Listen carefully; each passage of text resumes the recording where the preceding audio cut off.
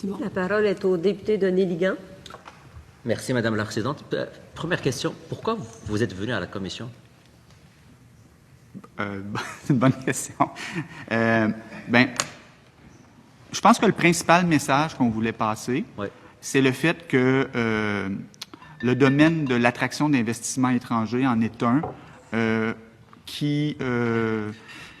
où la concurrence se situe surtout au niveau des grandes villes. Et donc, on voulait être sûr que les membres de la Commission puissent prendre conscience de l'importance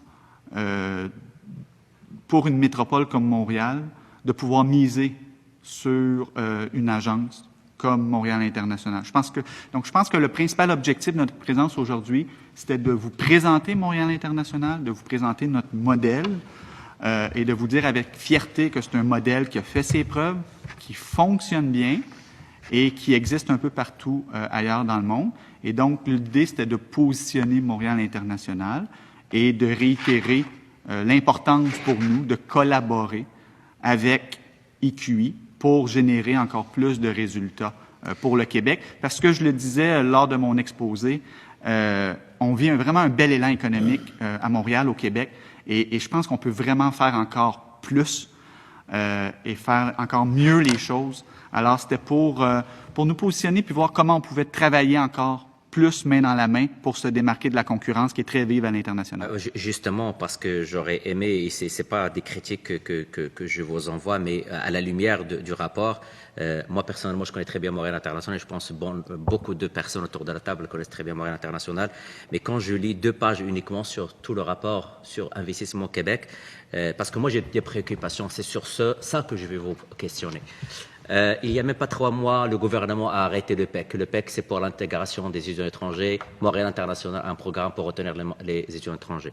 Votre ancien PDG se retrouve maintenant dans une nouvelle organisation qui va presque jouer le même rôle qu'il jouait dans Montréal International. Vous-même, vous dites qu'il y a une concurrence mondiale, il y a Investir au Canada, il y a Montréal International, il y a Investissement Québec qui va jouer le rôle maintenant pour les régions, il y a Québec International. Tant mieux s'il y a autant d'organisations. Mais vous à l'interne, comment vous vivez ça là? C'est ça que j'aurais aimé que vous venez nous dire, nous sensibiliser par rapport à ce projet de loi. À moins que vous me dites, écoute, ça va très bien à l'interne, on voit pas de problème par rapport à notre mode de fonctionnement futur, par rapport au fonctionnement de Montréal International. Bien, moi, en fait, je trouve que c'est une excellente idée que le gouvernement du Québec ait l'intention de doubler les investissements étrangers et les exportations du Québec. C'est de la musique à nos oreilles, parce que ça aurait pu être facile de dire, dans le contexte de rareté de main-d'œuvre que le Québec vit, de dire non, on va arrêter de s'ouvrir sur l'international, on va déployer des politiques puis des mesures protectionnistes, et non, au contraire, on a cette intention de vouloir doubler les investissements étrangers pour accroître la productivité, pour augmenter le salaire moyen des Québécois, des Québécoises, des Montréalais et des Montréalaises. Alors, on voit ça, bien honnêtement, d'un très bon œil. Et maintenant, reste à trouver un modus operandi. Puis je pense que c'est l'intention du projet de loi.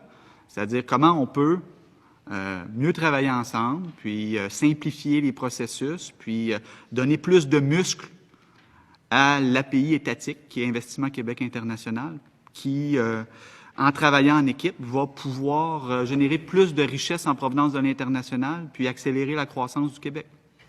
Moi, je ne parle pas de ça. Je ne parle pas de l'intention. L'intention, la partageons tous. On veut du développement économique, on veut une vitalité régionale, etc. Moi, je parle en tant qu'organisme qui reçoit de l'argent public pour des programmes, que ce soit au niveau international ou autre. Et je comprends que c'est un tiers qui vient du gouvernement. Ça, je le comprends, du financement. Mais mon inquiétude, c'est que le marché, il est saturé au niveau international. Ne me dites pas maintenant que demain, Montréal International, en cherchant un marché, Québec, Investissement Québec, Québec International, investir au Canada, là je ne parle pas des autres joueurs parce que je parle des 4 joueurs majeurs. Pensez-vous que ça serait légitime de continuer à ce que Montréal International joue ce rôle, sachant la volonté du ministre qui est allé chercher le PDG de Montréal International pour jouer un rôle probablement, je dis bien, similaire à Investissement Québec. Considérant le nombre de secteurs en pleine croissance, le nombre de marchés, notamment les marchés émergents qui sont en pleine croissance, je pense que c'est tellement une bonne idée de consacrer plus de ressources et plus d'énergie parce qu'il y a tellement de choses qu'on ne fait pas en ce moment en ce qui concerne la prospection à l'international puis qu'on pourrait faire davantage. Non, je suis pas inquiet. Cela dit, la blague qu'on fait à l'interne, ça fait 17 ans que je suis à Montréal International, puis on dit que chaque année est une année charnière. Alors, on est constamment en situation où on est préoccupé par le renouvellement de nos entreprises.